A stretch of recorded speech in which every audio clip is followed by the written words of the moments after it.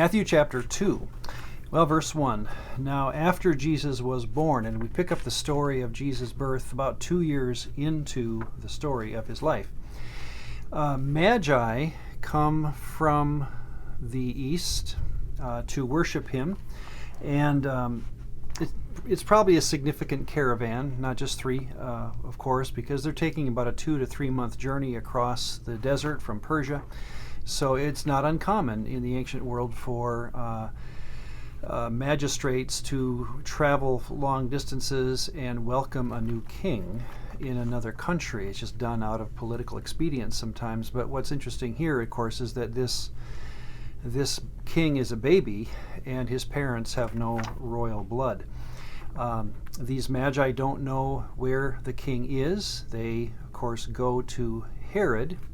Let's talk about him. This is Herod. In the story, Herod the Great is what he's sometimes called. He's going to rule Judea from 37 to 4 BC. He dies in 219, Matthew 2:19. Again, a very wicked man. He's half Jewish, half Edomite in his bloodline.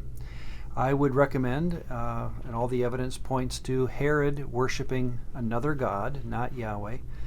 Yes, he builds a huge, massive temple in Jerusalem, the marvelous Second Temple, and yet he hires Mesopotamian and Egyptian priests, we know, for that temple. So when we imagine the temple that Jesus will visit at age 12 and then in his later life, we need to remember this is a desperately wicked place, and Jesus will call it that. Again, we'll get there, but the temple that Herod builds seems to be placating the Jews more than worshiping Yahweh. So Herod will build temples to Roman Caesars in Gentile cities. We learn that through Josephus, to Roman Caesars and their gods. So he is a wicked man in this sense that he worships other gods. He, of course, wants to find out where Jesus is. He is not sure where Jesus is, and so he orders the killing of every child in Bethlehem up to age 2, which is, again, how we think this is a story that's probably about 2 years into Jesus' life. But back to the word magi. The King James, New King James, and NLT, ESV, they use the word wise men here. Magi is the NIV and a couple other versions, and that's what we're used to growing up, that the Magi came. What's interesting is that the Greek word is magos, magoi is the plural. So notice, like the NIV, when it says magi, what they're simply doing, the NIV translators decide to transliterate, not translate, but transliterate the word, taking the letters over and creating an English word that did not otherwise exist. Well, who are these people? What's interesting is that in Acts 13, verses 6 and 8, it's the only other reference to magos in the New Testament. And every version agrees on this one that they are called sorcerers or magicians, people who deal in other gods.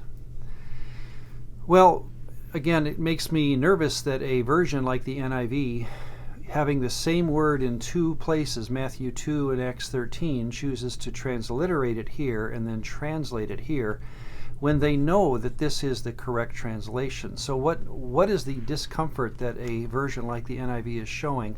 And really, all the versions we have, there are no versions that I'm aware of that translate Matthew 2 as, the sorcerers come into Bethlehem asking where Jesus is born. So why do we do that? Why do we sanitize the story, as it were, and have in our Christmas pageants magi come to Jesus as a baby and not sorcerers? Well, I think it's just because it would be a very odd Christmas pageant to have sorcerers show up coming down the aisle, right? So I think the oddity of the story is exactly why Luke records it. Again, Herod worshiping other gods does not know where Jesus is. The Magi worshiping other gods, there's nothing in the text that up front would tell us that they're trying to worship Yahweh. They are sorcerers from Persia.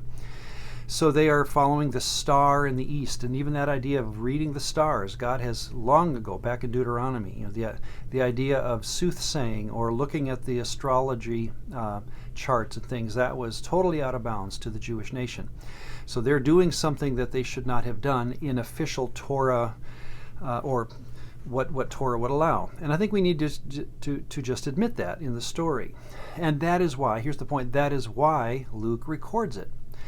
That we have astrologers who, again, like Herod, do not know where Jesus is. They have to ask, where is the king that is born, King of the Jews?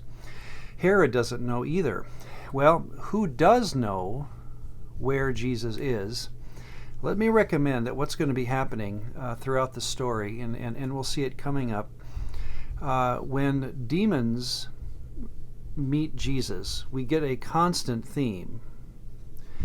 We know who you are, and that it's interesting that humans often will wonder who Jesus is, but demons never do. They seem to know more about the story about Jesus from the top looking down than humans do.